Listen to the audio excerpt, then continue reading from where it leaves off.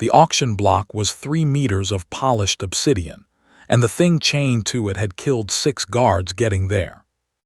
Brennan knew this because the Voakai broker told him, by way of warning, and also because he could count the empty restraint hooks along the far wall where those guards' equipment now hung unclaimed. The broker seemed to think the information would function as a deterrent. It had the opposite effect. He hadn't come to the Voakai market for this. He'd come for a replacement plasma coupling and possibly a used nav array, because his ship, the Perihelion, which he'd owned for 11 years and never once named aloud, which was a superstition he'd picked up from a Teshari cargo captain and never examined, was held together by patchwelds and stubbornness. He had a budget. The budget did not include whatever it cost to purchase a 7-foot alien soldier from a species he'd only seen in galactic compact threat briefings. He bought her anyway. The math was simple, which was how he knew it wasn't math at all. She was chained by all 4 wrists. 2 of her 6 eyes were swollen to slits, one of her upper arms bent at an angle that had nothing to do with shale anatomy, and the crowd of buyers circling the block was discussing her the way you discuss a used engine mileage, condition, expected maintenance costs. The Voakai broker was explaining cheerfully that she'd be fitted with a compliance collar before transfer to the winning bidder. Brennan raised his hand and kept it up until everyone else dropped theirs. He was 31% over budget. He did not dwell on this. Getting her onto the Perihelion took 40 minutes and required him to stay 6 feet away from her the entire time, which she enforced by snapping the reinforced cargo ramp strut when he came closer. He noted the damage. He noted also that she'd done it with her broken arm and hadn't made a sound. They'd removed her chains for transport, the broker's crew, not Brennan, who had declined to touch the restraints under any circumstances. And now she stood in the middle of his cargo bay with her 4 arms loose at her sides, her undamaged eyes tracking him with the flat attention of something that has decided whether to kill you and is only waiting for a cue. He went to his medical kit. She moved when he opened it fast, the way the threat briefings had warned, closing the distance in 2 steps, and he held up both hands empty and said, "Your arm," and didn't move. She stopped. He waited. "Your arm," he said again. "It's broken. I can set it. It will hurt. You can tell me no." The trade cant was bad on his end. He wasn't sure how much landed, but she held the broken arm out toward him after a silence that lasted long enough that he'd started thinking about other options, and he took that as consent and got to work. She didn't make a sound. He made several, mostly exhaled through his nose as he worked, and at some point he realized she was watching his face instead of his hands, which probably meant she was reading his stress indicators, which was fine. He had plenty. He focused on the job. When it was done, field-splinted, not pretty but aligned, she withdrew the arm and looked at it. Then she looked at him. He couldn't read the expression. Shale facial musculature was not built for the signals his brain had been trained on, but she took 2 steps back, which felt significant. The broker had followed them to the dock in his ground cart and was still parked there, watching through the bay door. He'd been explaining, in declining emotional registers, that what Brennan was doing was a waste of money and also possibly lethal, and also legally his problem when the warranty collar malfunctioned, which it would. "She won't domesticate," the broker called in. "I've had her 6 weeks, no compliance. The collar just makes them worse with her kind." Brennan picked up the restraint cuffs from the cargo container he'd had transferred over, standard protocol with purchase sentience. He'd been told, property documentation and control hardware, and set them on the floor between himself and the shale warrior. Then he walked to the rear of the cargo bay, to the narrow passage that led to the crew quarters, and he stopped there and looked back at her. She was watching him. He went to his bunk. He didn't lock the cabin door. He wasn't sure if this was bravery or stupidity, and he fell asleep before he finished deciding. In the dark of the cargo bay, 3 meters from the scattered equipment of an alien stranger, Vesicale stood and studied the restraint cuffs. She had catalogued 17 sapient species during her service to the Shale Imperium. She understood Volkai acquisition logic, Teshari threat assessment, the compact's bureaucratic reasoning, the various ways intelligent creatures organize themselves around power. She had predicted every situation she'd been placed in, from the ambush that had ended her scouting mission to the 43 days in Volkai holding to the auction block to this ship. She had not predicted the door at the end of the passage, left open, no lock engaged. She picked up the restraint cuffs, turned them over, set them down. She did not sleep. Shale did not sleep the way other species did. They cycled through states of depth, awareness, each cycle taking approximately what the human called an hour. In the awareness states, she heard him breathing at the other end of the ship. Irregular. He was dreaming. His stress indicators when he'd set her arm had read as elevated but controlled, which was a combination she had not frequently encountered. Most species, when frightened, either suppressed the fear entirely or let it run. He'd held it at a specific level, enough to keep his hands careful, not enough to shake them. She had watched his face to understand how he was doing it, and she still didn't know. She stood in the cargo bay until the ship's running lights shifted to the cycle that corresponded to ship's morning. Then she found a section of wall where she could put her back and all four of her eyes on both the door and the cargo ramp, and she waited. The restraint cuffs were still on the floor where she'd left them. By the fourth day, she had learned that his name was Brennan. This was not because he introduced himself. He had, on the first morning, but the trade cant transliteration had come out wrong, and she'd filed it in the wrong memory category, associated with a Volkai guard and therefore marked hostile. On the fourth day, he burned something in the small cooking unit at the front of the ship, and the smell triggered an alarm response, and he turned around from the smoke to find her in the doorway with her four hands arranged in the Shale defensive configuration. And he said Brennan, pointing at himself, and then sorry, pointing at the smoke, and something in the sequencing landed correctly.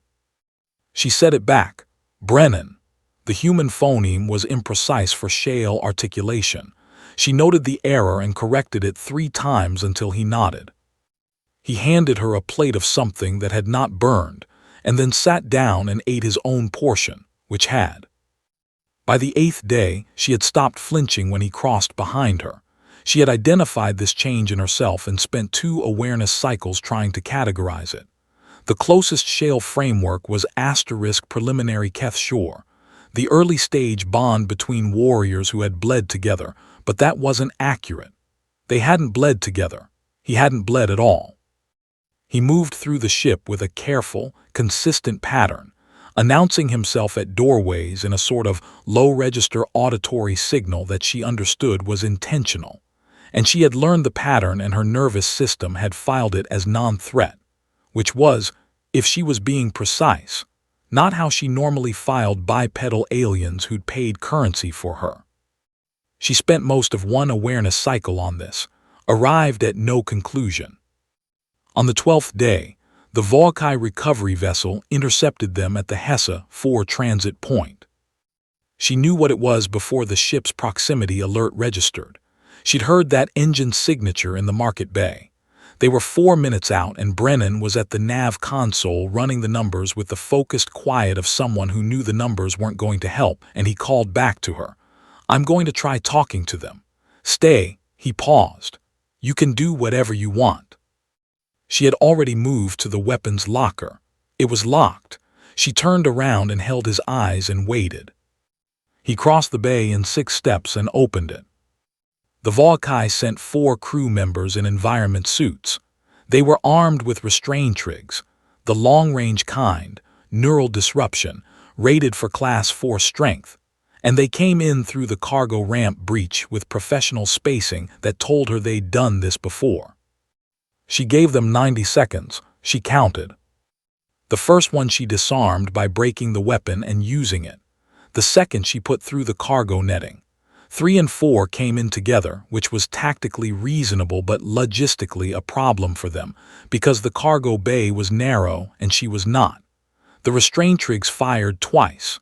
She was already elsewhere both times. When she turned around, Brennan was in the doorway to the passage, holding a short-range directed pulse weapon, pointed at where the 4 Volkai were now sitting against the cargo containers. His hands were steady. He'd been waiting for the moment, she understood, covering the angle she couldn't see. He'd been slower than her, was all. "I was going to help," he said. He said it the way you'd say the hull temperature is 3,000 Kelvin. "I know," she said, which was also true. He treated her injuries again afterward.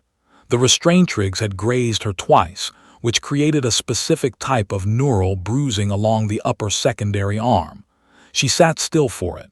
She had practiced sitting still for it. "They'll send more," he said. "Yes.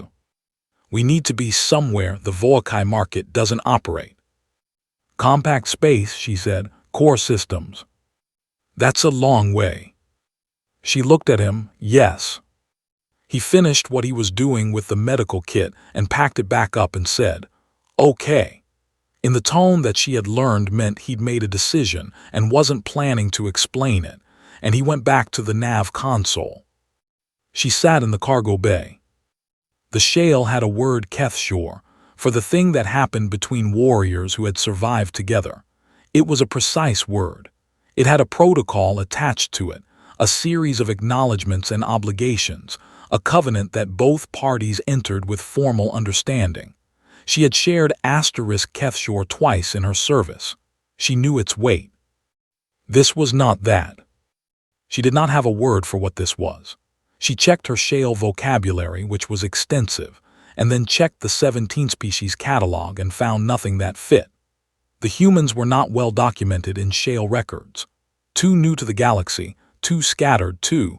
She searched for the right designation and arrived at *unpredictable*, which was the word her commanders had used, and which had always felt like a failure of data rather than an accurate classification. She went to her bunk across the cargo bay. The perihelion's lighting cycled down. Brennan was asleep within 1 standard hour, his breathing shifting through the registers she had memorized without meaning to. She entered her first depth cycle. In the narrow country between depth and awareness, her mind moved through coordinates, the transit point, the core systems, the distance, and then, without arrangement, without decision, a single point of navigation that her sleeping mind kept returning to. "Brennan." She said it into the dark of the cargo bay, not a distress signal, not a question, a coordinate, the way you'd state the position of a fixed star you were using to orient. He heard it. He was in the lighter half of his own sleep cycle, and he heard her say his name in the cargo bay, and he lay still and listened to the silence after it. It didn't sound like a nightmare. It didn't sound like pain. It sounded like someone taking a bearing. He lay still until his heart rate came back down to something professional, and then he stared at the ceiling for a while. And then he got up and ran the coffee cycle and made 2 cups because that was what he did in the morning, and he set one by her bunk and took his to the nav console. She was awake when she came to get it. He didn't know exactly when. He had his back to the cargo bay, running transit calculations, but he heard the movement and then a silence, which was the sound of her being still, which he'd learned to recognize. She was doing it more often lately, pausing to assess things. Him mostly. He kept working. "Brennan." It came out differently this time. Deliberate, shaped by intention.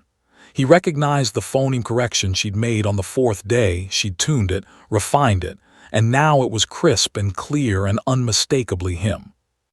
"Yeah," he said. He didn't turn around. The silence stretched out, but it was not empty. He had been around enough species to know that what a silence contained mattered more than how long it ran. He heard her sit down, the creak of the jump seat she'd claimed at the rear of the cockpit, the sound of her picking up the cup. He kept his eyes on the nav display. The calculations resolved. There was a route to compact core space that would keep them out of active Volkai market lanes for most of the transit, and it was 17 days, and it was manageable. He highlighted it and locked it in. Behind him, Vesicale of the Shale Imperium, veteran of 9 fleet engagements and 43 days in a Vaukai holding cell and 1 auction block, sat in a borrowed chair on a ship held together by patch welds and stubbornness, and drank something that was approximately coffee, and decided that was enough. For now,